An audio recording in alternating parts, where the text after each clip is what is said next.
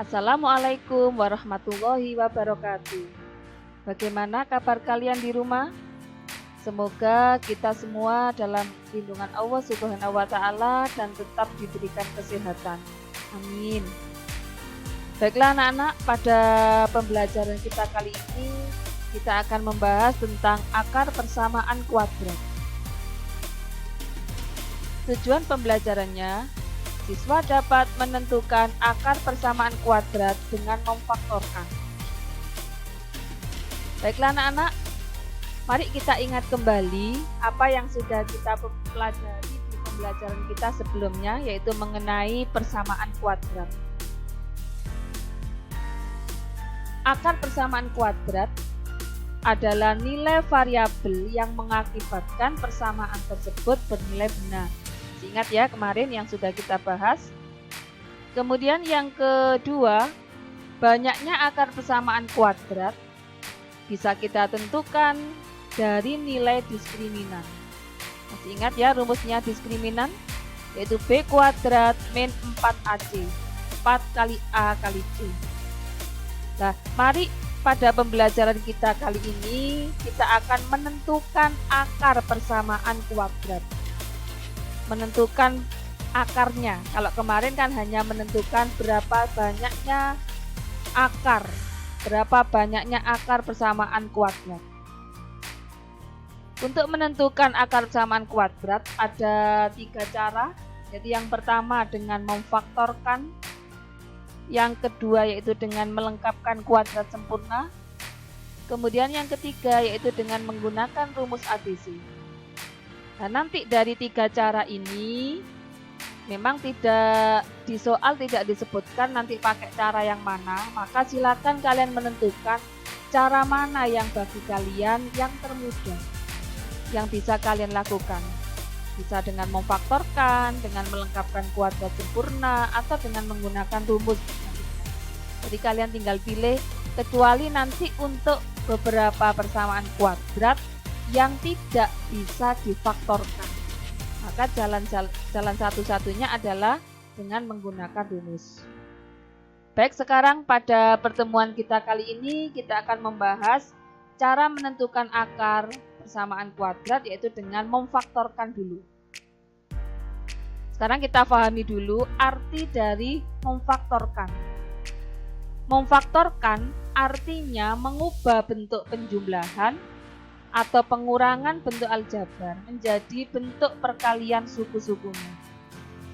Kita ingat kembali pada pembelajaran di kelas 7 kemarin mengenai bentuk aljabar. Kita sudah bisa melakukan seperti ini. 3 dikali 2A plus 5. Kalau kita uraikan, maka menjadi 6A plus 15.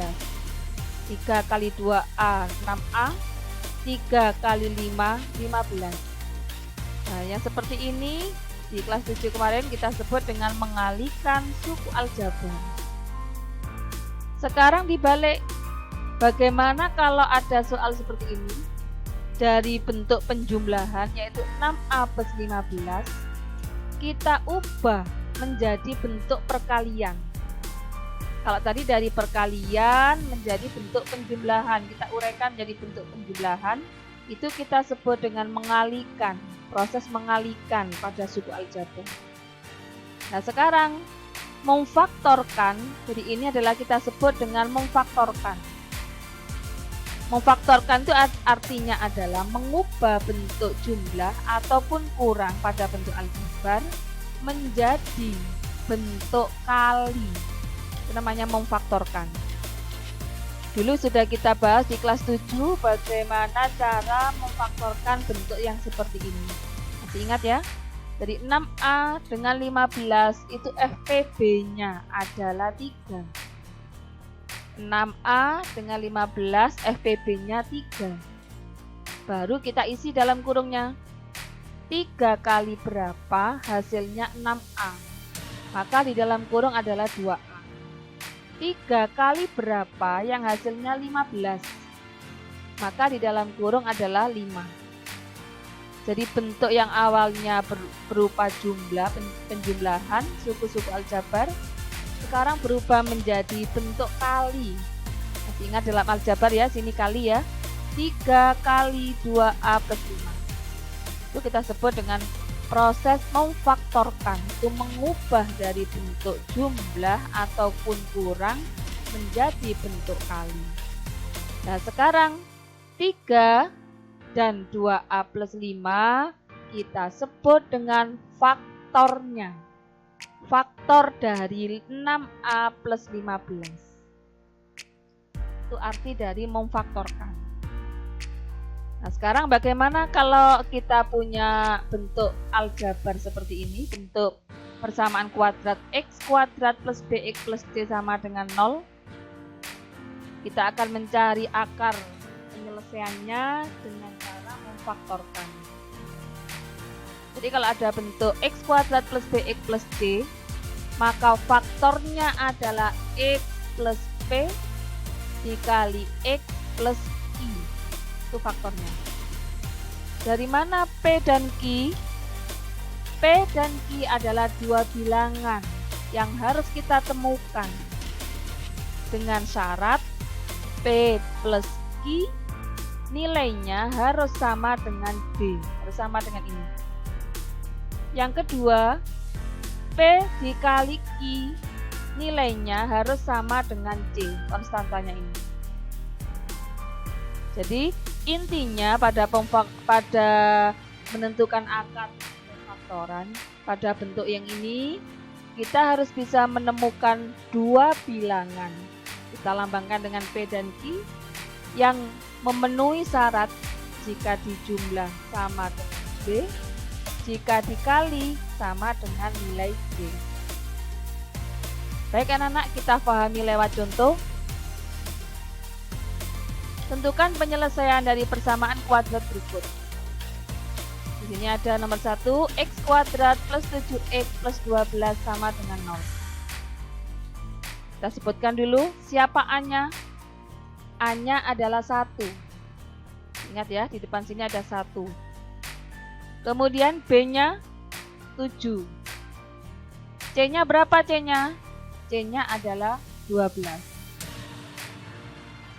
Kemudian kita pakai syarat yang tadi, kita harus bisa menemukan dua bilangan yang kalau dijumlah harus sama dengan siapa tadi? Ya, B. Siapa B-nya? B-nya 7. Jika dikali harus sama dengan C. Siapa C-nya? 12. Bagaimana cara menentukannya? Silakan dilihat dari faktor ini, dari hasil kalinya 12. Kalau hasil kalinya 12, otomatis kita harus bisa memfaktorkan bilangan 12 ini. 12 kalau difaktorkan berapa saja? 1 dengan 12, 2 dengan 6, 3 dengan 4. Dari 3 pasangan faktor yang sudah kita sebutkan tadi, harus dipilih mana yang sekiranya ketika dijumlah hasilnya 7. Berapa kira-kira bilangan P dan Q? P-nya 3, Q-nya 4. Kita tentukan. Jadi tadi faktornya 12 berapa saja? 1 dengan 12, 2 dengan 6, 3 dengan 4. Kita pilih yang 3 dengan 4. Kenapa kok milih ini? Karena ketika ini kita masukkan ke sini, benar, 3 ditambah 4, 7. 3 dikali 4, 12. Sudah kita temukan bilangan P dan Q-nya. Maka, jadi 3 dan 4 adalah faktor dari 12 ya. Maka, persamaan kuadrat x kuadrat plus 7x plus 12, faktornya adalah x plus P tadi ya. Siapa P-nya? 3. X plus Q, Q-nya 4. Nah, karena persamaan kuadrat kita sama dengan 0, sehingga faktor yang pertama yaitu X plus 3 bernilai 0, maka X sama dengan min 3. Tidak ruas, masih ingat ya? Min 3. Kemudian X plus 4 sama dengan 0 satunya. Berarti X sama dengan min 4. Maka X sama dengan min 3 dan X sama dengan min 4 kita sebut faktor dari persamaan kuadrat ini. X kuadrat plus 7X plus 12 sama dengan 0. Intinya sama dengan memfaktorkan pada kelas 7 kemarin. Hanya di sini kita menentukan akarnya ini. Dengan cara kita sama dengankan 0 karena memang bentuk umum persamaan kuadrat adalah AX kuadrat plus BX plus C sama dengan 0. Kita lanjut contoh yang kedua. Ada persamaan kuadrat X kuadrat plus 5X min 14 sama dengan 0. Coba kita perhatikan. A-nya 1, B-nya berapa? 5, C-nya adalah min 14. Sama seperti tadi caranya, kita harus bisa menemukan bilangan P dan Q. Jika dijumlah harus sama dengan B, B-nya adalah 5. Jika dikali harus sama dengan min 14. Berarti kita harus bisa menemukan siapa P dan Q-nya. Nah, P-nya adalah karena hasil kalinya itu negatif, maka bilangan P dan Q ini salah satu harus ada yang negatif. Saya ulangi, jadi kalau C-nya negatif, maka dua bilangan P dan Q ini salah satu harus ada yang negatif. Negatif berapa dan negatif berapa dengan positif berapa? Maka bisa kita lihat di sini. P plus Q syaratnya kalau dijumlah harus 5. Supaya bilangan 2 dan 7 ini menjadi 5, maka otomatis bilangan yang kecil bertanda negatif. Supaya hasilnya positif. Bisa difahami ya? Saya ulangi. Jadi kalau bilangan C-nya negatif, dua bilangan ini salah satu harus ada yang negatif. Kalau kita sudah tentukan faktornya 14 itu kan 1 dengan 14, 2 dengan 7, hanya itu. Maka yang bisa kita ambil adalah bilangan 2 dan 7. Mana yang min, mana yang plus, maka lihat di sini. Jika hasil penjumlahannya atau B-nya ini positif, maka berarti bilangan yang terbesar harus positif. Jadi kalau C-nya negatif, B-nya positif, bilangan yang besar bertanda positif. Supaya biar kamu tidak bingung ya. Nah, sekarang berarti faktor dari ini dari X kuadrat plus 15 plus 5X min 14. Berarti faktornya adalah X min 2 dan X plus 7. Sama kayak tadi. Berarti X min 2 sama dengan 0. Berarti X bernilai 2. Pindah ruas dari min menjadi plus. X plus 7 sama dengan 0. Berarti X sama dengan min 7. Sehingga akar atau penyelesaian dari X kuadrat plus 5X min 14 sama dengan 0 adalah 2 dan min 7. Kita coba lagi contoh yang ketiga. Saya berikan yang berbeda lagi. Siapa A-nya? 1. Siapa B-nya? Min 1. Siapa C-nya? Min 30. Sama kayak tadi, kita temukan P dan Q jika dijumlah sama dengan B itu min 1. Jika dikali min 30. Sama seperti contoh nomor 2 tadi. C-nya min. Kalau C-nya min, apa tadi? Berarti P dan Q-nya harus salah satu ada yang min. Faktornya 30 berapa saja? 1 dengan 30, 2 dengan 15, 3 dengan 10, 5 dengan 6. Ada 4 faktor. Ada 4 faktor dari 30. Ya.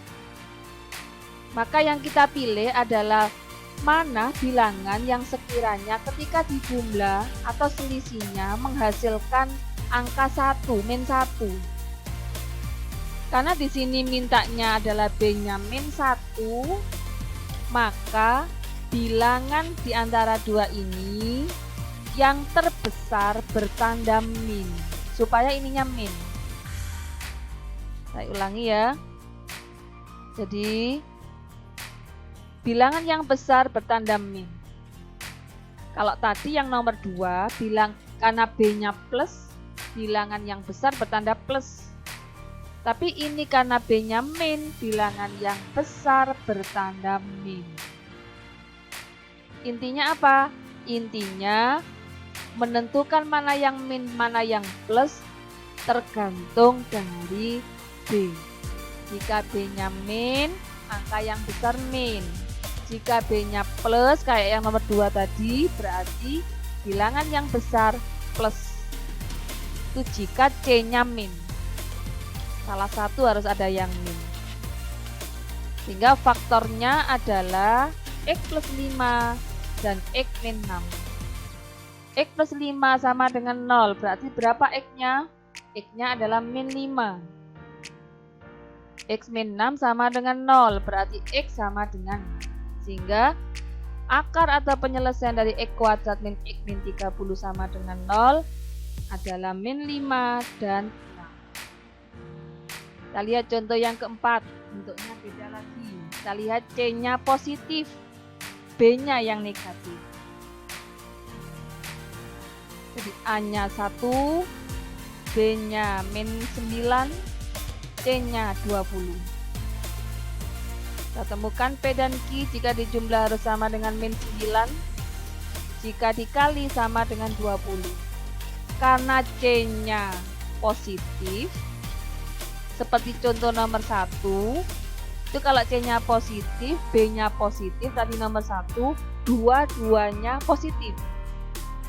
Karena di sini C-nya positif, kemudian B-nya negatif, maka bilangan P dan Q dua-duanya negatif. Agar memenuhi ini. Jadi faktornya 20 itu kan 1 dengan 20, 2 dengan 10, 4 dengan 5. Di antara mereka yang memenuhi syarat untuk berjumlah berangka 9 ini adalah 4 dan 5. Kalau dua-duanya positif berarti kan 4 tambah 5, 9. Padahal mintanya di sini adalah min 9. Otomatis dua-duanya harus negatif. Tapi ketika dikali, negatif kali negatif pasti positif. Positif kali positif juga positif, tetapi tidak memenuhi di sini. Paham ya? Jadi bisa kita ambil kesimpulan, kalau C-nya positif, B-nya negatif, maka dua-duanya negatif. Kalau C-nya negatif, B-nya positif, apa tadi?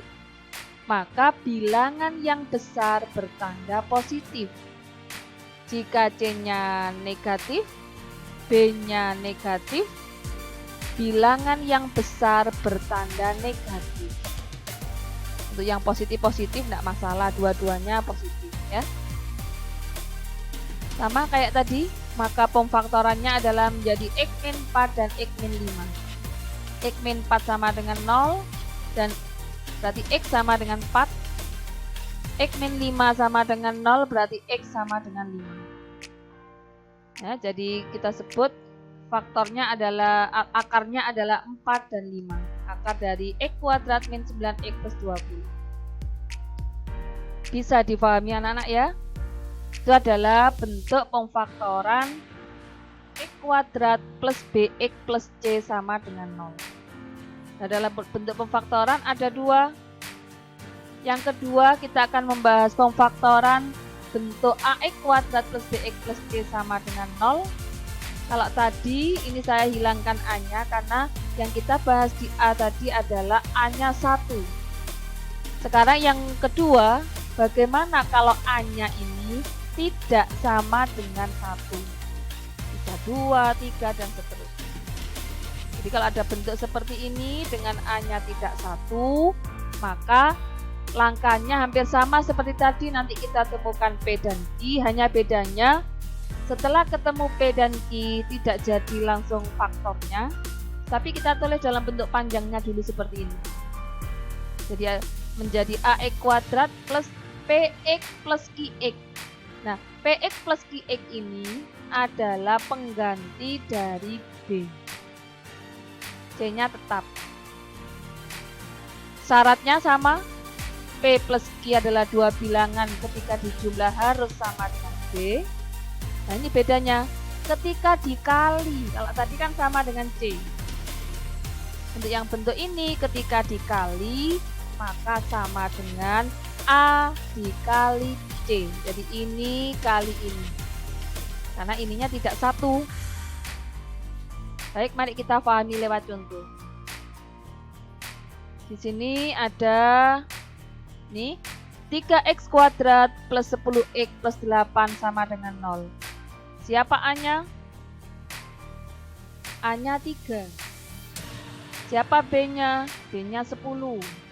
Siapa C-nya? 8. Nah, sama kayak tadi. Kita ambil dari perkaliannya dulu. A dikali C.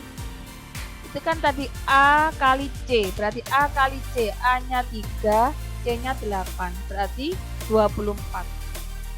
Berarti kita cari dulu faktor dari hasil perkalian ini.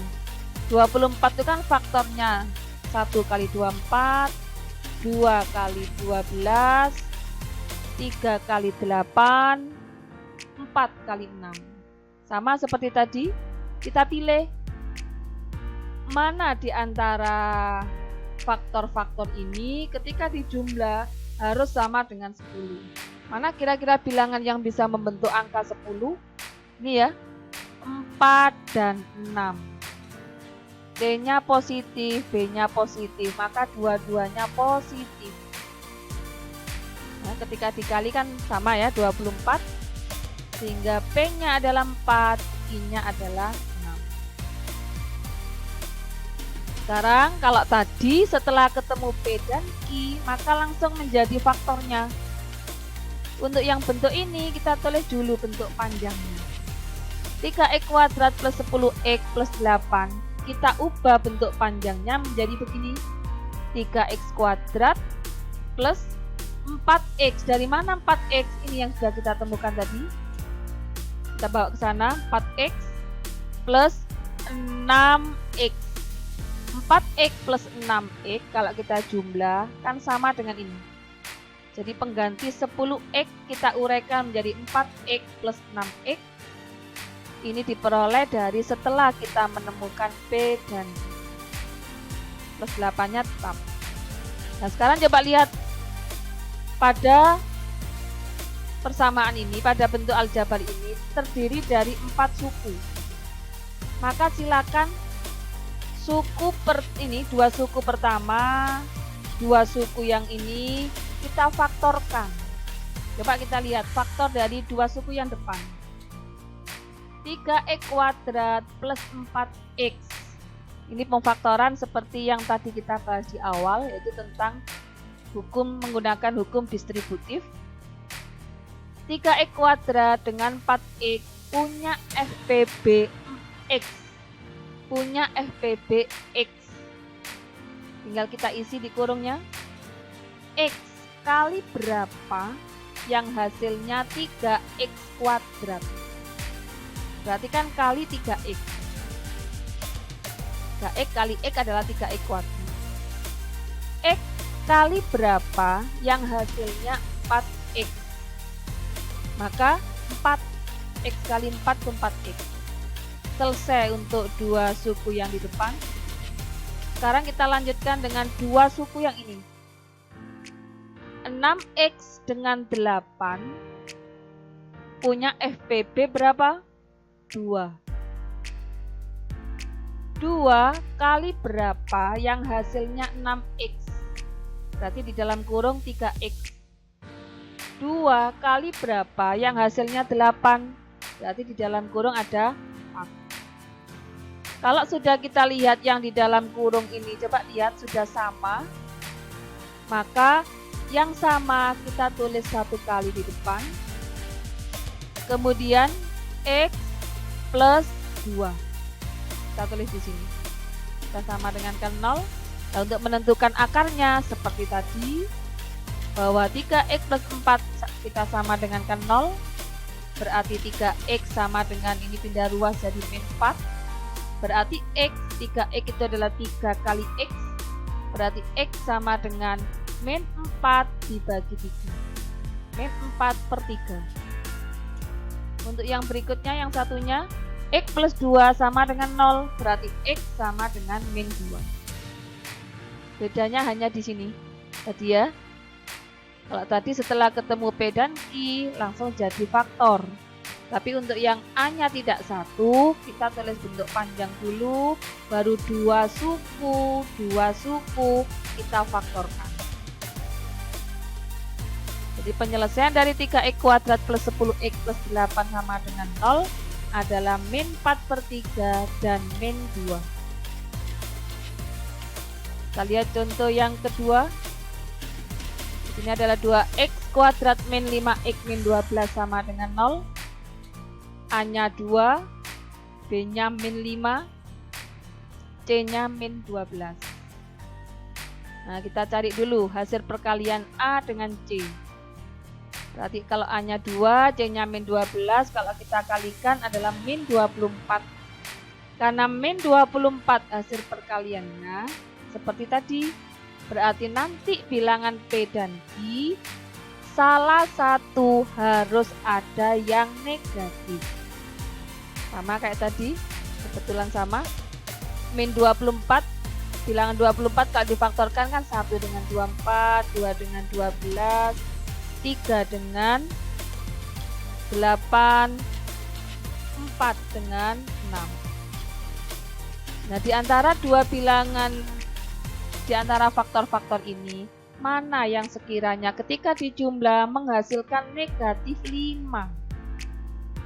Tadi ya, kalau negatif 5 yang diinginkan berarti bilangan yang besar bertanda negatif.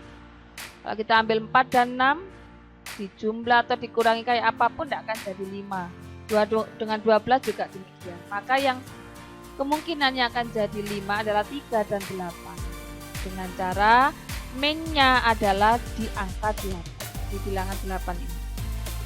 Karena tadi C-nya min, B-nya min, berarti angka yang besar bertanda min. Sehingga P dan Q-nya sudah kita temukan, yaitu 3 dan min 8. Seperti nomor 1 tadi, kita tulis dulu bentuk panjangnya.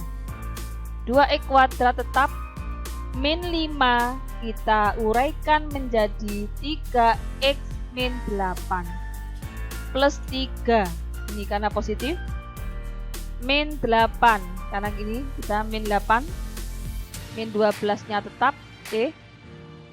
Nah, ini seperti tadi, 2 suku yang depan kita faktorkan, maka menjadi 2X kuadrat plus 3X punya FPB X. 2 kali berapa? Ada 2X kuadrat kali 2X. X kali berapa? Ada 3X, yaitu kali 3. Sehingga yang depan sudah kita faktorkan. Sekarang yang 2 suku yang belakang. Min 8X min 8X dengan min 12. Maka FPB-nya adalah min 4. Min 4 kali berapa? Yang hasilnya min 8X. Berarti kan kali 2X. Min 4 kali berapa? Yang hasilnya min 12. Berarti kan supaya jadi min, ini sudah ada min, maka di dalam plus, supaya min kali plus hasilnya min. Coba lihat di dalam kurung sudah sama, maka yang sudah sama kita tulis. Yang di luar X min 4 kita tulis di sini. Bolehkah Bu X min 4 dulu ditulis di depan? Tidak jadi masalah, silakan, boleh, sama saja ya. Sehingga 2X plus 3 sama dengan 0, berarti 2X sama dengan min 3, X sama dengan min 3 per 2. Satunya X min 4 sama dengan 0, berarti X sama dengan 4, Sehingga penyelesaian dari 2x kuadrat min 5x min 12 sama dengan 0 adalah min 3/2 dan 4. Demikian anak-anak, mudah-mudahan bisa difahami. Assalamualaikum warahmatullahi wabarakatuh.